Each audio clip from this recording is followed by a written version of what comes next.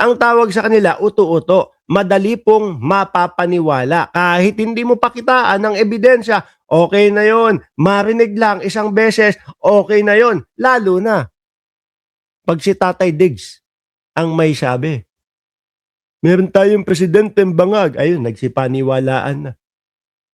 Lahat ng kapulisan, yung PNP, kinalaban na, yung PIDEA, kinalaban na, nagsabi ang PIDEA na wala naman totoong, walang totoo, hindi totoo na si Presidente Marcos ay nasa listahan namin. Kinalaban na. Eh, boss nyo yan si Marcos eh. Ganyan ho ang mga DDS. Tuloy, pati nga ho etong mga diskaya, naging poon na ng mga DDS eh. Nung una, galit na galit po sila dyan. Pero nung nakita, narinig, at namatyagan nila na ipinagtatanggol na ni Rodante Marcoleta para daw po maging state witness o sumailalim daw po sa witness protection. Aba, protect Diskaya at all cost na daw ho, sabi ng mga DDS. Anak ng tokwa to. Itong mga tao na to talaga. Sabi ng AMLAC, mahigit 180 billion 180 billion mga boss oh. Pero para sa mga DDS daw po maliit na ano lang daw ito, isda. Hindi daw po ito malaki. Para ho sa akin, para din po sa mga nakakaintindi, sila yung pangunahin talaga. 180 billion ha. Uulitin natin para maintindihan nyo. Kailangan lagpasan yung 999,999,999 pesos and 99 cents. Dami nun. Bago mag-1 billion. O imagine niyo 180 times yung sinasabi ng AMLAC. pesos ang pumasok sa mga bank account nila. Apat sa siyam na kumpanya pa lang nila ang pinag-uusapan natin. Anok ng toho, no? Pinagmumukha kasi nila, mga boss chief mo, sir, na etong mga diskaya, hindi naman daw po big fish o maliit lang daw po.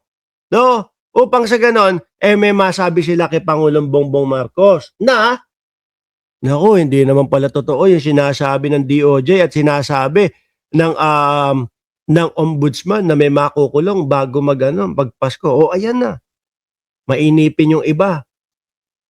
No? Yung mga ibang mga senador, hindi pa daw. Bakit wala pa daw? Dahan-dahan lang. Darating din sa punto na ganyan. Yung mga sinabi naman na mga makukulong, nakulong naman talaga eh. Yung una, yung poon ninyo. Sino? Si Buloyski. Nasa oblo na. 'Di ba? Ibinablog namin 'yan. Ang sinasabi namin, malapit na makulong si Buloyski. O sino sumunod? Ang dating Pangulong Duterte. Nangyari din naman. 'Di ba? Hindi nga lang doon sa itinakdang panahon. Sunod, uy, wag kayo maingay kay Bato. Hindi ko na isasama dito sa vlog si Bato. Baka mamaya kung saan na naman mapunta si Tobats. Hindi na nga natin alam kung nasa si Tobats, hindi na nagpapapasok at malapit na pong bumalik ang Senado. Malamang hindi na naman papasok si Tobats. Wag na natin takutin. Tuloy na natin ito. No?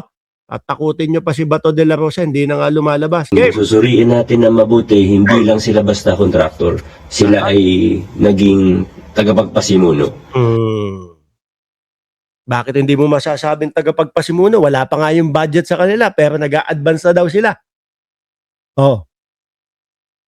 'Di ba? Wala pa yung budget sa kanila pero nag-a-advance na sila, mga bossing. Hindi lang isang administrasyon ang dinaanan nila. Lagi nilang pinupuntahan yung mga congressman, nagpapameeting ng mga chief of staff, tapos pinipresenta nila yung mga available na DPWH budget, lantarang nag-aalok ng Tapos siguro yung mga congress, sige, ako bahala dyan. advance, porsyento, SOP. Tatlo, sabi ni Madam Sara, paano yung mga anak ko? Huhu. Naku po. Sa huli mo na lang naisip yan. Di ho ba? Tayo ho, mga kababayan. Uulitin ko hindi ko alam kung ilang beses ko nang inulit ho ito, mga boss chief mo, sir. Sa ating lahat po, no? Tayo ay mapalad, mas buenas po tayo kesa dyan sa mga tao na yan na pagkagaganda ng mga sasakyan, napakalalaki ng kanilang mga bahay, sandamakmak yung mga sports car. Pero, tingnan nyo naman po ang kinakaharap. Tayo po, mga bossing, wala tayong mga ganun. No? Hindi ganun kalalaki yung bahay natin. Pero malaya tayo. Kapiling nyo, katabi ninyo, yung mga anak ninyo. Kapiling ninyo, katabi ninyo yung mga asawa ninyo. Oh, kapiling nyo, katabi ninyo yung mga kabit ninyo. Ay, sorry, hindi nakasama yon. Oh, di ba? Yun naman po ang mahalaga, ang importante sa mundong ibabaw. Ipagpapalit mo lahat ng yaman. Makasama, makapiling, makatabi mo lang ang mahal mo sa buhay. Sila ho, eto. Oh. Di ba? Sandamakmak yung yaman. Tapos po ang sinasabi ni Sara Diskaya, 4 sa kanyang anak, espesyal. Oh. Siyempre, habang nasa loob ka ng kulungan, nag-iisip ka, naku po, paano na kaya yung mga anak ko? Ang sakit sa ulo, mga bossing.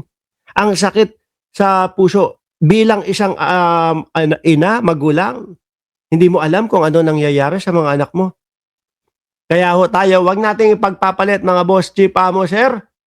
No, wag nating ipagpapalit yung ating kalayaan. Okay na tayo doon sa ganitong lagay natin. Yung mayroon lang pong saktuhan, no? Sana naisip niyo yan bago niyo dinamay ang mga anak ninyo sa mga kalokohan ninyo.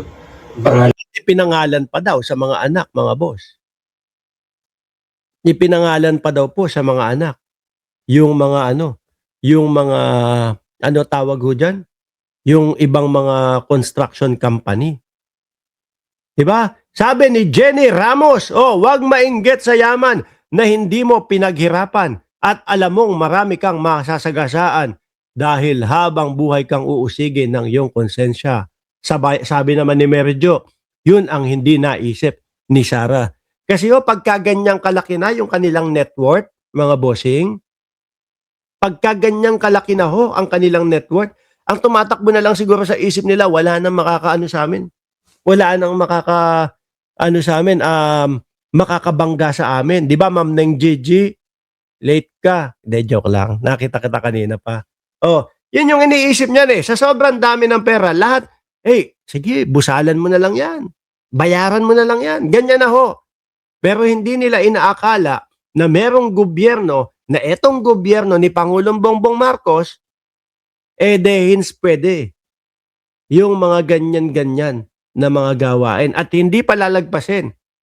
Kahit na sabihin mo pang malalaking tao kayo, malalaking senador kayo, mga bilyonaryo kayo, sorry.